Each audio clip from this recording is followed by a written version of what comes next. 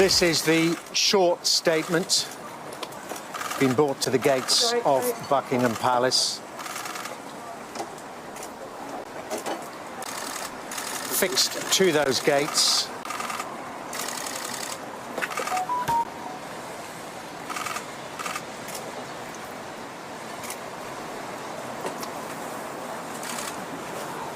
And the statement, as you can read for yourself, saying that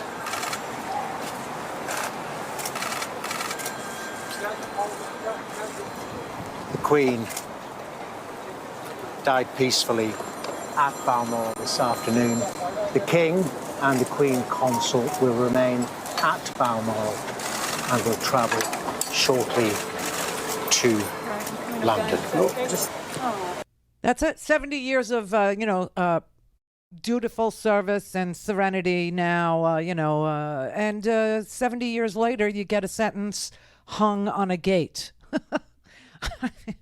Somebody, who loves the royals, they will be very pissed at me right now. But what can I tell you?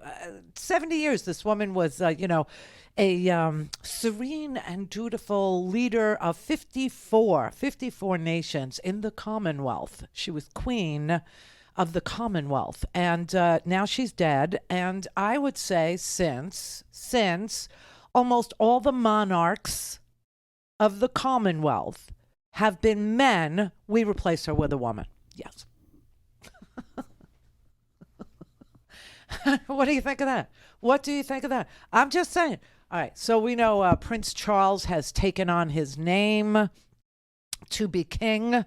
He will now be king of the Commonwealth. He is 73 years old, which is pretty old to have to start a new job, a new gig. So I hope he's been reading up on it, because I certainly haven't. But, this is just one of the reasons why I will never be king, nor will I ever be queen of England, ever.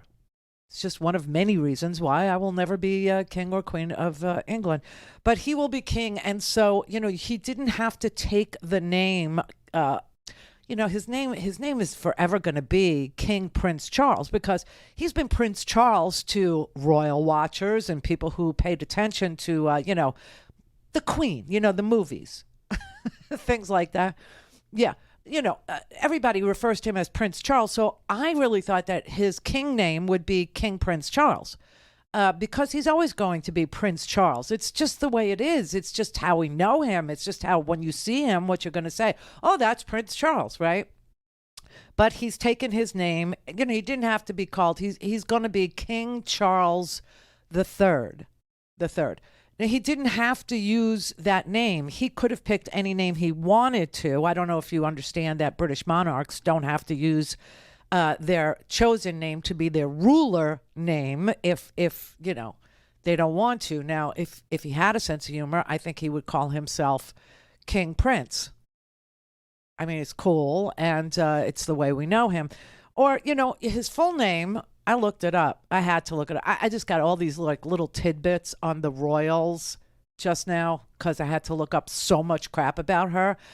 I will say this, her obituary is endless. It's pages and pages and pages because she's been Queen of England. She's been Queen of the Commonwealth for 70 stinking years. 70 years. She died today at 96. She's been the queen since she's 26 years old. And it's kind of like the Bin Salman story without Jared and Trump having anything to do with her ascension to the throne.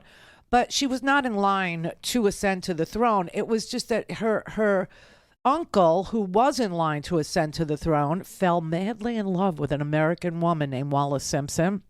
And Wallis, well, she was fun, and so therefore she could not, she could not be admitted into the royal. No, she was American, is what it is, and she was twice divorced, also, so that was not allowed under the Church of England's, rules. So her uncle abdicated his throne, as some of you know, and so Queen Elizabeth II's father ascended to the throne, and that's how she got to be in line for the throne. But she's been on the throne for 70 years, which has to hurt.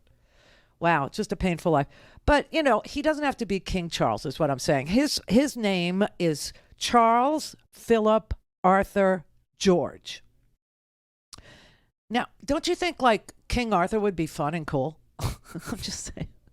There's so many other names. You could have gone as King Kong. That would have been fun. Or King Prince, which I really dig, because purple is a royal color. Just saying.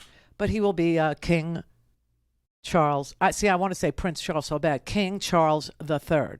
So congratulations, to the monarchy for, getting yourself a new king so quickly.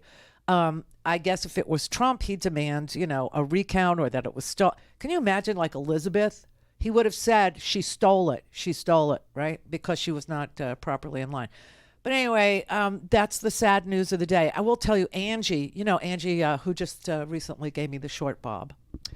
Angie does my hair. Angie is from Wales. A lot of people don't realize. And she's devastated, I have to tell you.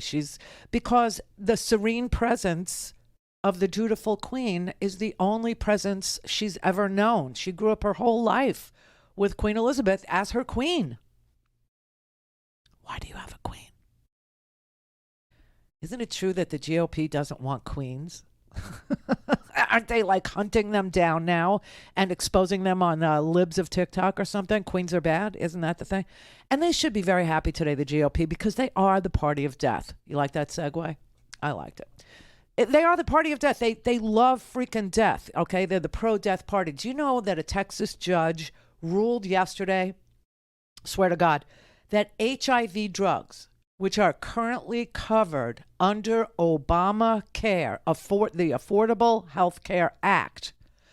HIV drugs, which have been in existence since 2012, we added to the drug, the menu of HIV prevention drugs in 2019. But the original drugs that we have to prevent, it's a preventative, okay, to prevent the spread of HIV, has been in existence since 2012. Okay, since 2012. And you could thank Anthony Fauci and his hard work for having HIV preventative drugs in the arsenal to prevent viral spread of HIV, which is a virus, okay? But the pro-death party, a Texas judge who is a member of the pro-death party yesterday said that HIV preventatives, HIV drugs, should not be covered under the Affordable Care Act. Swear to God. I don't know what part of affordable or care he doesn't get, but this is what he ruled. And he only ruled that HIV drugs shouldn't be covered under Obamacare because saying gays shouldn't have health care coverage was just too much for him. It would be too honest, too out front, right? So the pro-death party had to say that the Affordable Care Act should not cover HIV drugs, which are primarily taken by gay men. But heterosexual people have been known to get the HIV, and women have been known to get the HIV. So I'm not really sure, that they hit the mark here with it. This is just so bizarre. It is so crazy how they do that. And by the way, this is the judge that you want to go to, and they did it under a religious objection. Now, check yourself, people, because if your religion tells you that HIV prevention or preventable diseases shouldn't be prevented, I don't think it's a religion that we really want to recognize. I mean, even the Queen with all their rules over there with the Church of England and everything else, where they said that, marrying Wallace Simpson was, something you had to abdicate the throne in order to remain with the Church of England's, protocols or whatever that was, right? They even Queen Elizabeth knighted Elton John. Do you know what I'm saying? Like, that is not okay. Don't have time to listen to the live show?